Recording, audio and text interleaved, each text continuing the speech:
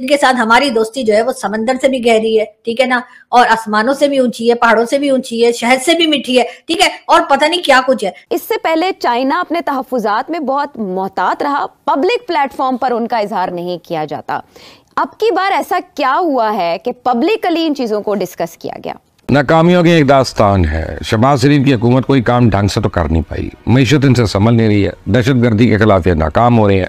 नलायकी की हद तो यह है कि अब उन्होंने चाइना जैसे दोस्त को भी नाराज कर दिया। सी पैक जैसा गेम चेंजर मंसूबा पहले साजिश का शिकार हुआ, अब इनकी जिद और अना की भीड़ चढ़ सकता है। लेकिन इसहाक डार साहब का एक बयान और दूसरी तरफ चीनी सफीर की तशवीश, इसे हम क्या कहें, दरार सी फील हो रही है, जिस पर गैर जिम्मेदाराना बयानात से इज्तनाब का कहा जा रहा है। पाकिस्तान का नाम रोशन हुआ या पाकिस्तान के ऊपर जो थी वो जिल्लत या शर्म मुसल्लत करने की कोशिश हुई। अब अगर इन्हें कोई पछताइयत करनी है तो पहले क्या कम की है, पहले भी तो उन्होंने हदें क्रॉस की हैं। 26 ये जो है ना, ये बड़े अनयूजुअल स्टेटमेंट्स हैं। तो पाकिस्तान की बात है ना, मैं सिर्फ पाकिस्तान के हवाले से बात करूँगा। ये जो इश्यूज़ है ना आने वाले दिनों में वो बड़े ट्रिकी हो जाएंगे। पहले तो ये है कि आपके पॉलिटिकल ताल्लुकात में वो जान होनी चाहिए, क्योंकि सब चीज़ें शुरू होती हैं पॉलिटिकल ताल्लुक, relationships, and that's actually the diplomacy, yes, कि डिप्लोमेसी आप ही किस तरह काम करती है, किस तरह। और मैं मतलब मुझे बाज़ औक़ात थोड़ी बहुत परेशानी भी हो जाती है। सो फ्रेंड्स, आपने देखा कि पाकिस्तानी अवाम चाइना के बारे में क्या सोचती है। दोस्तों, पाकिस्तान हुक्मरान जानबूझ के अपने देश को चाइना के मतलब सपुर्द कर रहे हैं।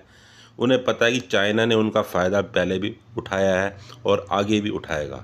अगर चाइना पाकिस्तान का असली दोस्त है तो पाकिस्तान के अंदर डेवलपमेंट लेकर आए, उनके लोगों को मतलब सिखाए कि डेवलपमेंट से ही आगे सारे काम होते हैं और डेवलपमेंट से ही इंसान यहाँ तक आया है। होपफुली पाकिस्तान चाइना की इस हरकत को मतलब समझ जाएगा और अपने देश के अंदर एक तरक्की की भावना को लेकर आए ताल्लुकात। और इसमें चाइना को पाकिस्तान बताता रहा है कि किस तरह से हम अफगानिस्तान से होने वाली दहशतगर्दी से भी मुतासर हैं। जो अटैक्स हुए हैं उसमें हमें कलदम कुछ तंजीमों खदशात का सामना रहा है। लेकिन अभी जो हालिया एक इसे हम क्या कहें, दरार सी फील हो रही है, जिस पर गैर जिम्मेदाराना बयानात से इज्तनाब का कहा जा रहा है। लेकिन इसहाक डार साहब का एक बयान और दूसरी तरफ चीनी सफीर की तशवीश भी कोट की जा रही है। मैं आपसे ये जानना चाहूंगी सेठ साहब, इससे पहले चाइना अपने तहफ्फुज़ात में बहुत मोहतात रहा, पब्लिक प्लेटफॉर्म पर उनका इजहार नहीं किया जाता। अब की बार ऐसा क्या हुआ है कि पब्लिकली इन चीजों को डिस्कस किया गया? देखिए, मैं इत्तेफाक नहीं करता जिस तरीके के साथ ये मामला है गवर्नमेंट हैंडल कर रही है। चाइना ने बहुत बड़ी इन्वेस्टमेंट की हुई है पाकिस्तान पे, बहुत बड़ी। ये चाइनीज स्ट्रेटेजी की road and belt initiative strategy जो है उसका हिस्सा है सीपैक जी। सो देयरफॉर तो चाइना का बहुत बड़ा स्टेक है यहाँ, बहुत बड़ा। अब चाइनीज इंजीनियर्स, चाइनीज वर्कर्स यहाँ काम कर रहे हैं and the state of Pakistan must provide that security. And the fact is the state of Pakistan has not been able to provide the level of security the Chinese require. ये हमारी कोताही है। हमारी जो एबिलिटी है ना वो भी लिमिटेड है।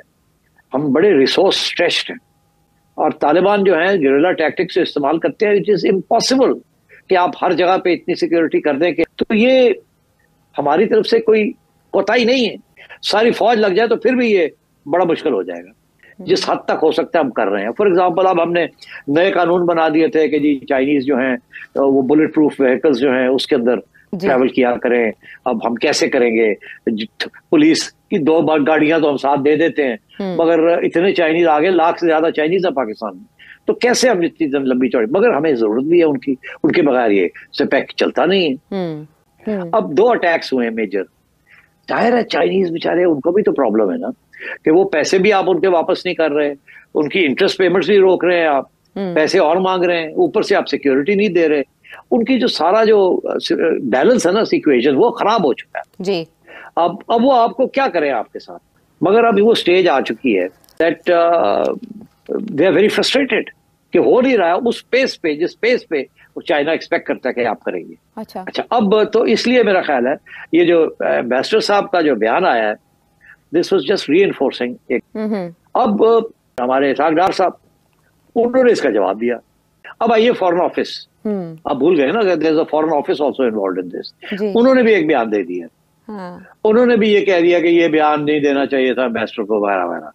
मैं समझता हूँ कि फॉरेन ऑफिस को कुछ नहीं कहना चाहिए था कि एम्बेसडर साहब ने जो बात की, इसको छोड़ देना चाहिए था, इसको दबा देना चाहिए।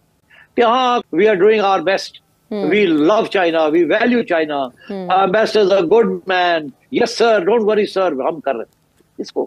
इसको फॉरेन ऑफिस को उठाने की जरूरत नहीं थी। नाकामियों की एक दास्तान है। शहबाज शरीफ की हुकूमत कोई काम ढंग से तो कर नहीं पाई, मीशत इनसे संभल नहीं रही है, दहशतगर्दी के खिलाफ ये नाकाम हो रहे हैं। नलायकी की हद तो यह है कि अब उन्होंने चाइना जैसे दोस्त को भी नाराज कर दिया। सी पैक जैसा गेम चेंजर मंसूबा पहले साजिश का शिकार हुआ, अब इनकी जिद और अदा की भीड़ चढ़ सकता है। चाइना के सफीर ने खिताब किया और अपने इस मौक़िफ़ को एक मरतबा फिर दोहराया कि हुकूमत अगर चाहती है कि सी पैक को जारी रखा जाए तो उसे पाकिस्तान में काम करने वाले चाइनीज़ माहिरीन को तहफ़्फ़ुज़ देना होगा। उन्होंने वादे किया कि चाइना ने जहाँ भी सरमायाकारी की उसने वहाँ अपने वर्कर्स का तहफ़्फ़ुज़ यकीनी बनाया। तो अगर किसी मुल्क में से किसी शहरी को नुकसान पहुँचाया जाता है तो चाइना वहाँ काम रोक देता है। चाइनीज़ सफ़ीर के हमारे वज़ीर ख़ारजा इसाक डार ने तकरीब से खिताब किया। बजाय इसके कि वो हाज़रीन को चाइनीज़ वर्कर्स और इंजीनियर्स के तहफ़्फ़ुज़ के लिए पाकिस्तान की कोशिश से आगाह करते, चाइना के तहफ़्फ़ुज़ात दूर करते, अपनी पॉलिसियों का असर और जायज़ा लेने का यकीन दिलाते, कहने लगे कि जुलाई में जब हम वज़ीर आज़म शहबाज शरीफ के साथ चाइना के दौरे पर गए तो वहाँ चाइना के सदर से एक तवील मुलाकात हुई थी। ये जवाब सुनकर चाइनीज़ के सफ़ीर से रहा न गया। इसाक डार साहब की तकरीर के बाद तकरीब अख्ताम पजीर हो गई, लेकिन चाइना के सफ़ीर ने खिलाफ मामूल दरख्वास्त की कि वो कुछ कहना चाहते। वो दोबारा स्टेज पर आए और अपने मौक़िफ़ को पूरी कुव्वत के साथ दोहराया कि अगर पाकिस्तान चाहता है कि सी पैक पे काम की रफ्तार सुस्त लाओ तो उसे चाइनीज़ वर्कर्स की सलामती का तहफ़्फ़ुज़ करना होगा। तो चाइनीज़ सफ़ीर का ये इक़दाम सफारती आदाब की संगीन खिलाफ वर्जी था। वो वहाँ जवाबी तकरीर करने की बजाय कोई और चैनल इख्तियार कर सकते थे, लेकिन उन्होंने किसी और प्लेटफॉर्म का इंतखाब करने की बजाय वहीं मौके पर जवाब देना मुनासिब समझा। तो चाइनीज़ सफ़ीर के इस इक़दाम को हमारा दफ्तर ख़ारजा सफारती आदाब की खिलाफ वर्जी समझ रहा है। दोपहर को ये तकरीब हुई, शाम को खबर आ गई कि सदर आसिफ अली जरदारी दुबई में जहाज़ की सीढ़ियों से फिसल गए हैं, उनका पाँव फ्रैक्चर हो गया। तो सदर जरदारी को नवंबर में चाइना के दौरे पर रवाना होना था, लेकिन अब यह दौरा तो मुमकिन नहीं रहा। तो चाइना के सफारत खाने को सदर की सेहत के मुतल्लिक़ कर दिया गया। ये दौरा चाइना के गले शिकवे रफा दफा कर सकता था, बीजिंग के तहफ़्फ़ुज़ात दूर कर सकता था, लेकिन कुदरत ने यह मौका भी हमसे छीन लिया। PTI को तो बहाना चाहिए होता है, वो तो ये देखती नहीं कि इस वाक़े का नुकसान किसको होगा, हुकूमत को या मुल्क को। तो PTI का सोशल मीडिया ब्रिगेड तो यहाँ तक कह रहा है कि चाइना ने सदर आसिफ अली जरदारी को बीजिंग आने से मना कर दिया। ये फिसलने और पाँव में फ्रैक्चर की कहानी दरअसल अपना भरम बरकरार रखने के लिए फैलाई गई। सो फ्रेंड्स, अगर पाकिस्तान को इतनी चीज़ें चाइना की पता भी हैं तो पाकिस्तान अपने देश को ये क्यों नहीं समझाता कि चाइना उनके देश को इस्तेमाल कर रहा है। दोस्तों, चाइना पाकिस्तान इकोनॉमिक कॉरिडोर से सबसे ज़्यादा फ़ायदा चाइना को ही होगा, क्योंकि उनको डायरेक्ट एक रूट मिल जाएगा सेंट्रल एशिया के साथ। दोस्तों, अभी चाइना पूरे भारत को पार करके इंडियन ओशन के जरिए मिडल ईस्ट में आता है, फिर उसको एक शॉर्टर रूट मिल जाएगा। इससे सिर्फ चाइना का ही फ़ायदा है और पाकिस्तान को चाइना की हरकतें अब समझ जानी चाहिए। होपफुली आपको आज का हमारा वीडियो अच्छा लगा होगा, और अगर आपको अच्छा लगे तो अपने सर्कल में से अवश्य शेयर करिएगा, और साथ ही साथ हमारे चैनल को अभी भी तुरंत सब्सक्राइब कर दीजिए। और तब तक अगले वीडियो के लिए बाय। जय हिंद, वंदे मातरम, भारत माता की जय हो।